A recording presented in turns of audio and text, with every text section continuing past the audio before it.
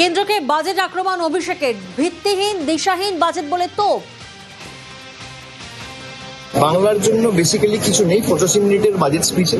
আপনি দেখবেন একটা নিম্যান্স ইনস্টিটিউট করার কথা বলা হয়েছে, একটা করা হচ্ছে আসামে, একটা করা হচ্ছে ঝাড়খণ্ডে। মানে বাংলার মানুষের অসুবিধা হলে হয় ঝাড়খণ্ড যাও নইলে আসাম যাও, বাংলায় করবো না। বাংলার মানুষকে অত্যাচারিত করে রাখে। বাংলার 10 কোটি মানুষকে যদি কেউ বাংলাদেশি বলে বা বাংলাদেশি মনে করে, সেটা এই দেশের প্রধানমন্ত্রী, এই দেশের স্বরাষ্ট্রমন্ত্রী, এই দেশের অর্থমন্ত্রী মনে করে। তারা বাংলার জন্য কোনো রকম কোনো বরাদ্দ বা কোনো রকম কোনো প্রতিকার বা আর্থিক প্যাকেজ বা সমাধান কিছুই আনেনি এবারে।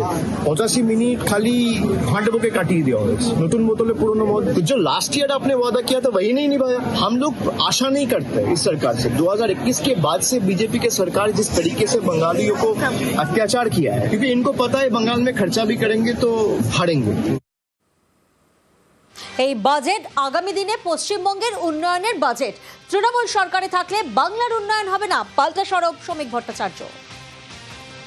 মুখ্যমন্ত্রী অনেক কিছু ঘোষণা করেছিলেন, শিলান্যাসের পর শিলান্যাস, শিলান্যাসের পর শিলান্যাস, প্রস্তর যুগে চলে গিয়েছিল পশ্চিমবঙ্গ। এই শব্দবন্ধই প্রমাণ করে দিচ্ছে, শব্দ চয়নই প্রমাণ করে দিচ্ছে তৃণমূলের রাজনৈতিক সংস্কৃতি কি, রাজনৈতিক রুচি কি, এবং তৃণমূল কংগ্রেস বাজেট সম্পর্কে ধ্যান ধারণা কি। এই বাজেট উন্নয়নের বাজেট, এই বাজেট জীবনে গতি আনার বাজেট, এই বাজেট পশ্চিমবঙ্গকে ভবিষ্যতে বিকশিত করবে, কিন্তু ওই সরকারটা থাকলে পারবে না।